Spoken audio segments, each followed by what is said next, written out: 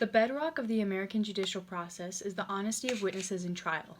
Eyewitness testimony can make a deep impression on a jury, which is often exclusively assigned the role of sorting out credibility issues and making judgments about the truth of witness statements. Perjury is a crime, because lying under oath can subvert the integrity of a trial and the legitimacy of the judicial system. However, perjury is defined as knowingly making a false statement. Merely misremembering is not a crime. Moreover, the jury makes its determinations of witness credibility and veracity in secret, without revealing the reason for its final judgment.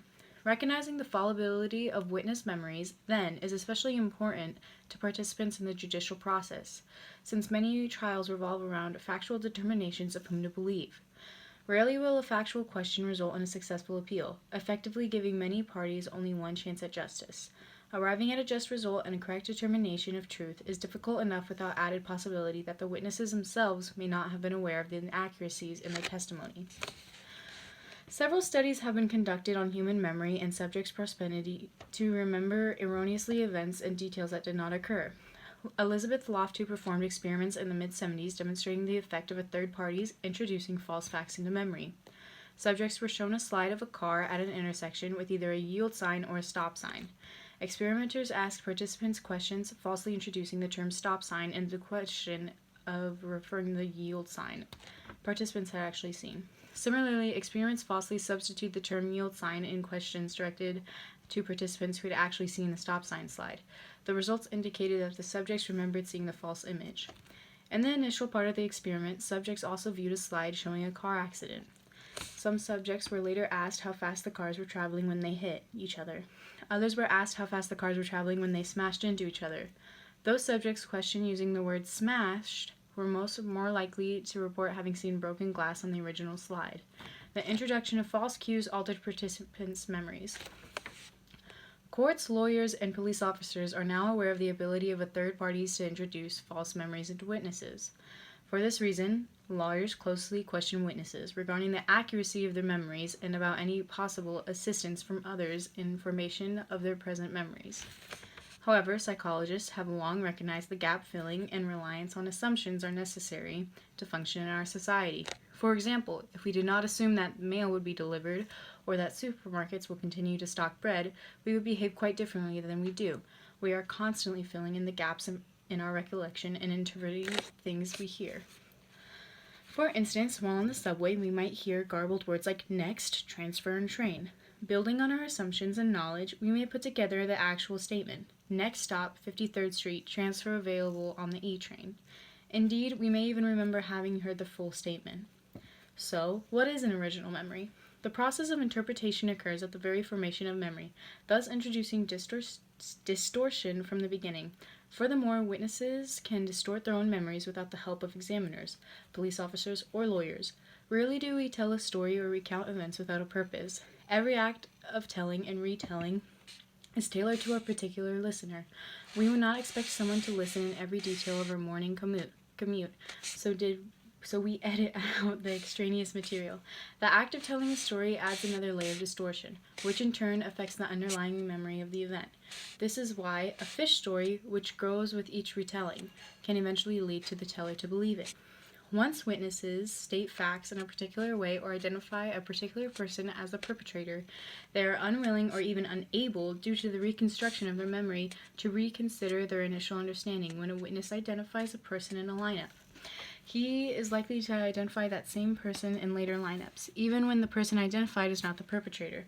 Although juries and decision makers place a great reliance on eyewitness identification, they are often unaware of the danger of false memories. Experiments conducted by Barbara What's-Her-Face and Elizabeth Marsh corroborate the vulnerability of human memory to bias. In one group of studies, participants were given the roommate story, a description of incidents involving his or her two fictitious roommates. The incidents were categorized as annoying, neutral, or socially cool. Later, participants were asked to neutrally recount the incidents with one roommate, to write a letter of recommendation for one's roommate's application to a fraternity or sorority, or to write a letter to the Office of Student Housing requesting the removal of one of the roommates. When later asked to recount the original story, participants who had written biased letters recalled more of the annoying or cool incidents associated with their letters. They also included more elaborations consistent with their bias. These participants made judgments based on the annoying or social events that they discussed in their letters. Neutral participants made few elaborations, and they also made fewer errors in their retelling, such as attributing events to the wrong roommate. The study also showed that participants writing biased letters recalled more biased information for the character that they wrote about, whereas the other roommate was viewed neutrally. Memory is affected by retelling, and we rarely tell a story in neutral fashion. By tailoring our stories to our listeners, our bias distorts the very formation of memory, even without the introduction of misinformation by a third party. The protections of the judicial system against prosecutors and police assisting a witness's memory may not sufficiently ensure the accuracy of those memories. Even though prosecutors refrain from refreshing witness A's memories by showing her witness B's testimony, the mere act of telling the prosecutors what happened may bias and distort the witness's memory. Eyewitness testimony, then, is innately suspect. Lawyers place a great import on testimony by the other side witness that favors their own side's case. For example, defense attorneys make much of prosecution witnesses' recollection of exonerating details in light of psychological studies demonstrating the effect of bias on memory. The reliance and weight placed on such admissions may be appropriate, since witnesses are more apt to tailor their stories, and thus their memories, to the interests of the first listeners.